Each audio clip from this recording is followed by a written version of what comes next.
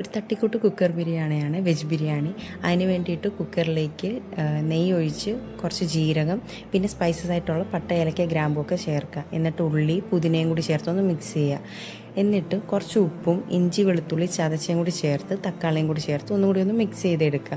എന്നിട്ട് നിങ്ങൾക്ക് ഇഷ്ടമായിട്ടുള്ള വെജിറ്റബിൾസ് ചേർക്കുക. ഇവിടെ ഞാൻ കിഴങ്ങും ക്യാരറ്റും മാത്രമേ ചേർത്തിട്ടുള്ളൂ. എന്നിട്ട് അതിന് ശേഷം സ്പൈസസ് ആയിട്ടുള്ള മഞ്ഞൾപ്പൊടി, മുളക് പൊടി, കുറച്ച് ജീരക പൗഡറും കുറച്ച് ഗരം മസാലയും കൂടി ചേർത്ത് ആ പച്ചമണം മാറുന്നത് വരെ ഒന്ന് മിക്സ് ചെയ്തെടുക്കുക.